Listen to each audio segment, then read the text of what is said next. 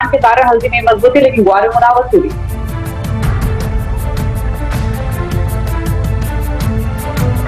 आप दे रहे commodity round है, हमारे साथ कुंवर जी ग्रुप के रवि दियोरा हैं, एमके ग्लोबल के राहुल गुप्ता हैं और शुरुआत सोने चांदी के साथ ही करेंगे, जहां पर लगातार रिकॉर्ड बनने के बाद आज हम मुनावसूली हावी होते हुए देख रहे हैं और ये मुनावसूली चांदी में ज्यादा हावी हुई है क्योंकि प्राइसेस 3% नीचे यानी अपने हाई से लगभग 2000 रुपए नीचे ट्रेड कर रहे हैं। तो क्या ये एंट्री लेने का मौका है या फिर प्रॉफिट बुकिंग फर्दर एक्सटेंड हो सकती है, इसी पर आउटलुक लेते हैं। राहुल गुड इवनिंग, पहले तो आप अपना आउटलुक दीजिए सिल्वर पर जो 3% नीचे है, कितनी पॉसिबिलिटी है कि प्राइसेस यहाँ से और नीचे फिसले, और अगर कोई एंट्री लेने के बारे में सोच रहा हो तो उनके लिए सजेशन क्या है? अगर आप देखेंगे तो ये महीने में इटसेल्फ 30% का रैली सिल्वर में आ चुकी है, तो ये डेफिनेटली एक प्रॉफिट बुकिंग के हिसाब से सिल्वर नीचे आ रहा है। मेरे हिसाब से यहाँ से और थोड़ा सा नीचे आ सकता है, 60,000 59,000 के आसपास के लेवल पे आ सकता है और वहाँ पे एक निवेश के हिसाब से सिल्वर बहुत अच्छा बाई बनता है। आपको अपना स्टॉप लॉस 57,000 के आसपास लगाना है और आपको टारगेट ऑलमोस्ट 68,000 के भी मिल सकते हैं। ठीक है, रवि आपकी रिकमेंडेशन क्या रहेगी गोल्ड सिल्वर दोनों पर? आप भी ऑन डिप बाय करने का सजेशन देंगे क्या, और अगर हाँ तो आपके सबसे बेहतर लेवल कौन सा एंट्री लेने का? डेफिनेटली आज जो प्राइसेस में गिरावट है उसका एक बेसिकली रीजन है कि कल जो फेडरल रिजर्व की मीटिंग और हुई उसके बाद जब अभी तक जो रिस्क ऑन सेंटिमेंट बना हुआ था वो रिस्क ऑफ में कन्वर्ट हुआ और बड़ी इवेंट विदाउट एनी डिस्ट्रप्शन चली गई, तो इस हिसाब से थोड़ा आज प्रॉफिट बुकिंग है। सेकंड है कि डॉलर इंडेक्स जो सुबह नीचे चल रहा था वहां से 30-40 बेसिस पॉइंट अभी डॉलर इंडेक्स में जो उछाला है वो भी एक दूसरा रीजन है जिस हिसाब से बेस मेटल्स में एज वेल एज बुलियन में थोड़ा प्रॉफिट बुकिंग है। मुझे लग रहा है कि डिप पे बाई करने का ही मौका अभी भी है। आज जो भी प्राइसेस पे प्रेशर आया है, एक गोल्ड एंड सिल्वर दोनों में एक मुनाफा वसूली का ही लेवल गिनना चाहिए।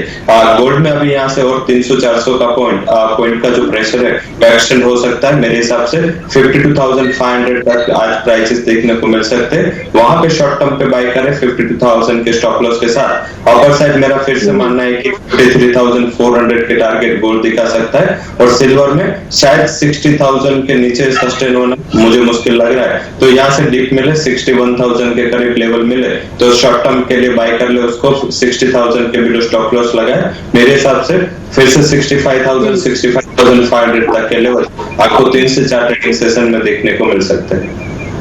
ठीक है, तो ये इमीडिएट स्ट्रेटेजी रवि ने बताई आपको गोल्ड और सिल्वर दोनों पर। लेकिन राहुल एक चीज बताइए, आपने जैसे मेंशन किया कि सिल्वर 60,000 के आसपास मिले तब एंट्री लेनी है, और आपके जो लॉन्गर टर्म जो ब्रॉडर टारगेट है वो भी आपने मेंशन किए, तो सिमिलर स्ट्रेटेजी गोल्ड में भी रहेगी, ऑन डिप एंट्री लेंगे, और अगर हाँ तो आपके हिसाब से कौन सा बेहतर लेवल एंट्री लेने का इन्वेस्टमेंट पर्सपेक्टिव से? एकदम सही बोल रहे हैं। इन्वेस्टमेंट पर्सपेक्टिव से आई थिंक 50,000 का लेवल एक बार प्रॉफिट बुकिंग के हिसाब से आ सकता है। वहां पे आपका रिस्क रिवॉर्ड रेशियो भी काफी फेवरेबल रहेगा। आपका स्टॉप लॉस 48,500 के आसपास है और आपके टारगेट 55,000 के आसपास है। जैसे रवि ने बताया, काफी फंडामेंटली भी गोल्ड और सिल्वर के लिए पॉजिटिव न्यूज ही है।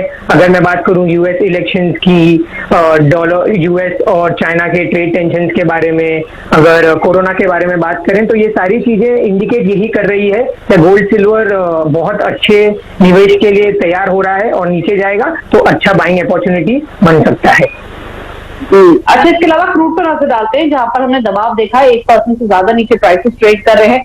2-3 खबरें हैं जिसकी वजह से सेंटिमेंट नेगेटिव हुए हैं क्रूड में। पहला तो ये कि सऊदी अरब सितंबर से जो प्राइसेस है वो कट कर सकता है। दूसरी तरफ ओपेक जो ओपेक एंड ओपेक एलाइज है वो अगस्त से प्रोडक्शन में बढ़ोतरी कर सकते हैं। तो दोनों ही ऐसी खबरें हैं जो कि प्राइसेस पर दबाव डाल रही हैं।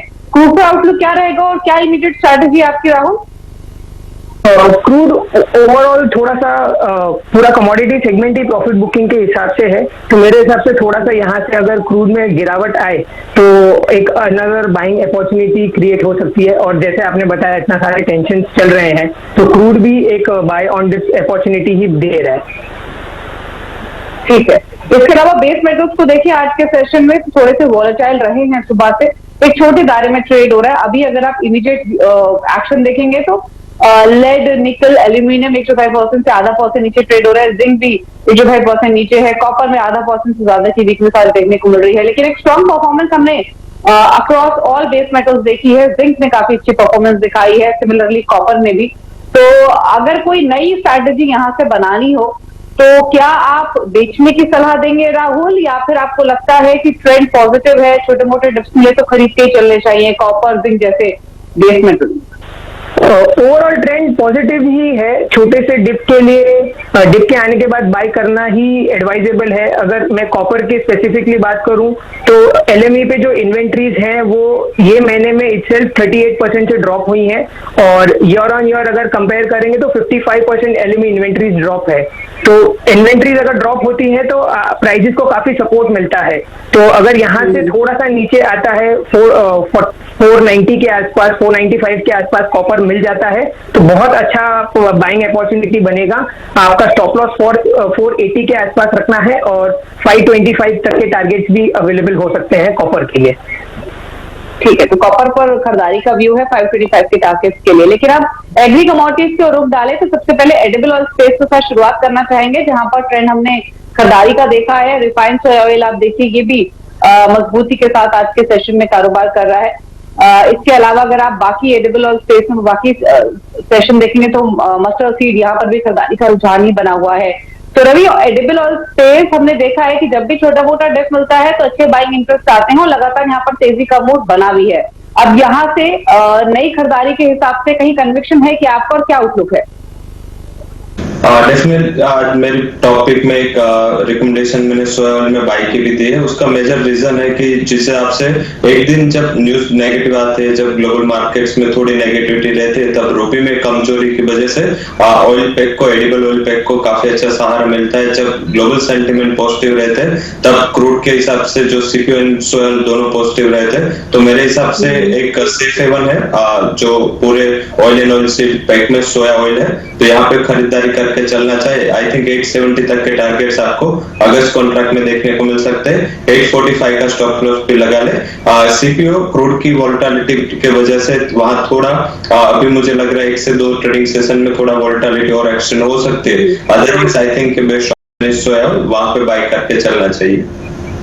ठीक है, तो ये स्ट्रैटेजी आपको सोया ऑयल पर मिली है, खरीदारी की ही सलाह है।